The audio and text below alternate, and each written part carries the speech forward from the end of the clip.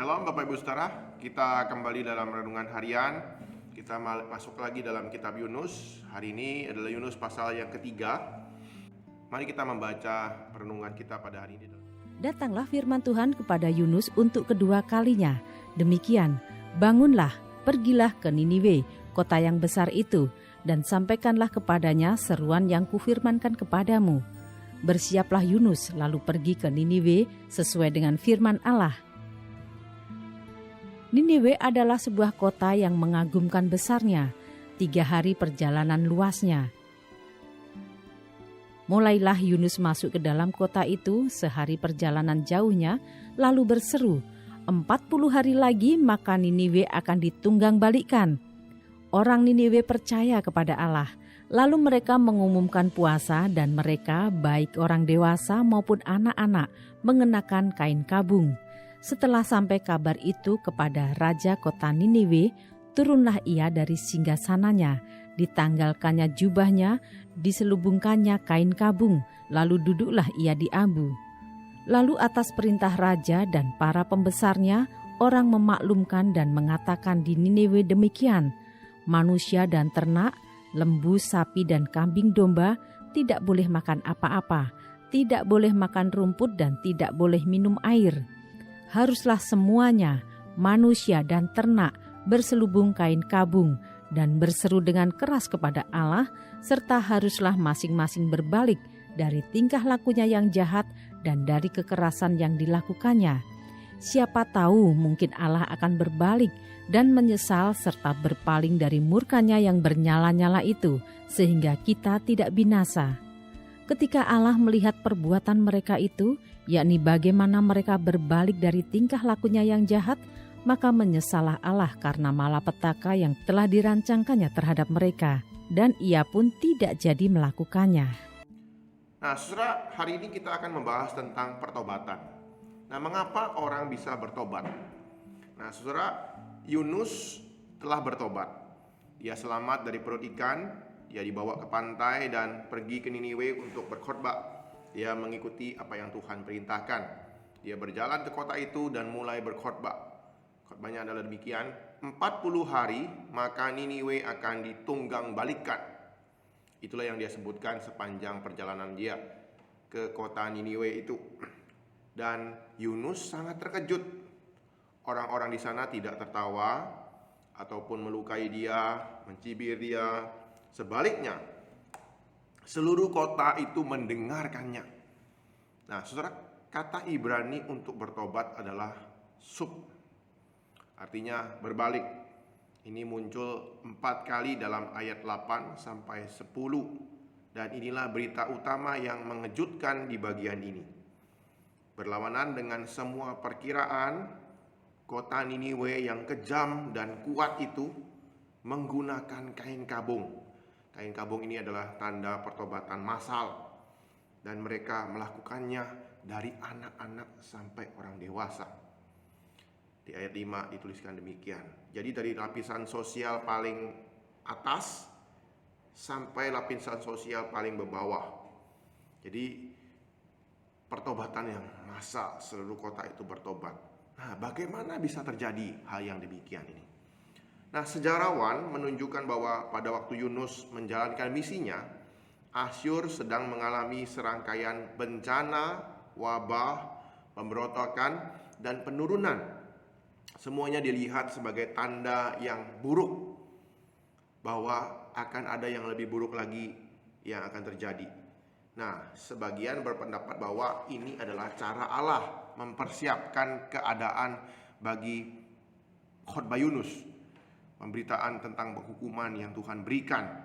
Nah, situasi ini membuat para penguasa dan pengikutnya mau mendengarkan berita dari nabi yang sedang berkunjung ini, nabi asing. Jadi ada penjelasan tentang penjelasan sosiologisnya dari pertobatan itu. Nah, memang gerakan Tuhan itu, Allah yang bekerja itu selalu memiliki aspek sosial. Karena memang kita adalah makhluk yang bertubuh, hidup di tempat, budaya, dan waktu sejarah tertentu. Tetapi faktor-faktor seperti itu tidak bisa sepenuhnya menjelaskan pertobatan seperti ini. Jadi memang ada kondisi-kondisi sosial yang mengkondisikan dalam sebuah budaya. Namun faktor-faktor eksternal itu tidak menjadi faktor utama perubahan hati manusia yang yang akhirnya bertobat itu. Nah, ada penafsir mengatakan Niniwe yang tak terkalahkan itu tidak lagi seperti garang seperti itu ketika ia merendahkan dirinya. Jadi ini adalah perbuatan yang di luar ekspektasi. Sebagai contoh, kita bisa melihat Korea Utara, saudara. Januari 1907 terjadi kebangunan rohani di konferensi Alkitab di Pyongyang, Korea Utara.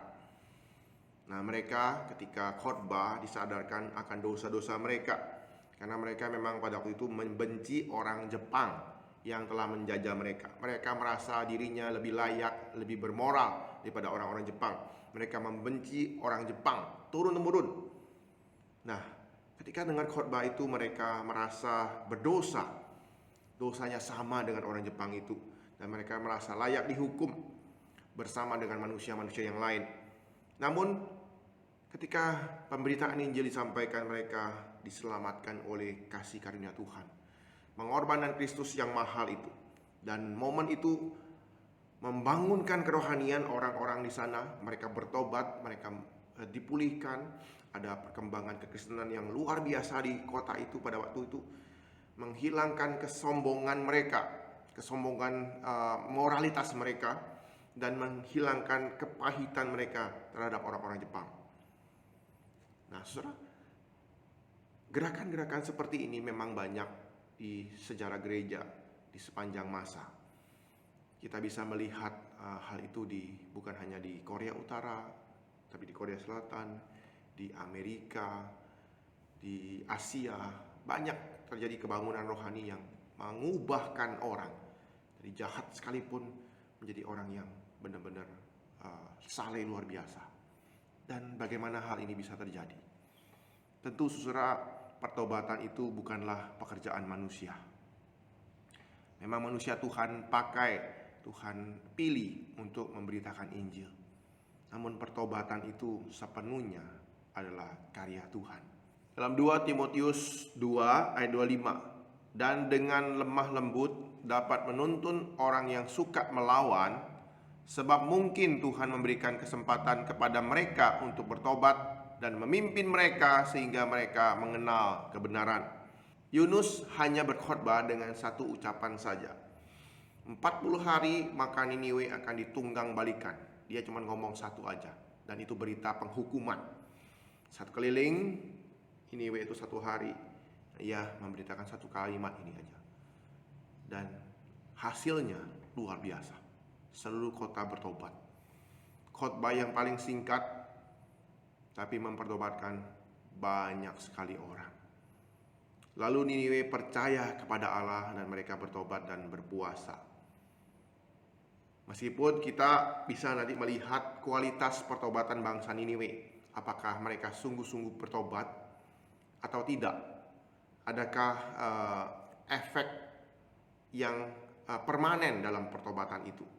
Sesuatu yang tidak mungkin dilakukan oleh Yunus saja dan orang-orang pada masa itu. Pertobatan Niniwe sungguh adalah pekerjaan Tuhan.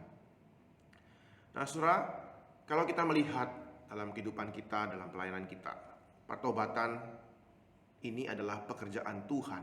Ia terus bekerja dari dulu sampai sekarang. Ia mempertobatkan anak-anak sekolah minggu, anak-anak remaja, pemuda, bahkan orang dewasa sekalipun. Yang kita mungkin kalau lihat kehidupan mereka, wah ini orang gak mungkin bertobat, udah hancur hidupnya, susah dibilangin. Namun saudara, Allah bisa bekerja terhadap orang tersebut, mengubahkan hati mereka. Pertanyaannya adalah, apakah kita mau ikut ambil bagian ketika Allah bekerja dalam hati manusia untuk mempertobatkannya? Apakah kita bisa menyerahkan diri kita dipakai oleh Tuhan untuk mempertobatkan jiwa-jiwa kembali kepada Dia? Kiranya Tuhan boleh menolong kita, mengingatkan kita, dan kita boleh berespon akan firman Tuhan hari ini. Mari kita berdoa. Tuhan, kami bersyukur buat firman Tuhan yang telah diberitakan. Kami melihat dalam kisah Yunus ketika ia taat akan firman-Mu dan bangsa Niniwe boleh bertobat. Dan Allah berbelas kasihan kepada bangsa Niniwe dan memulihkan mereka, mengampuni mereka.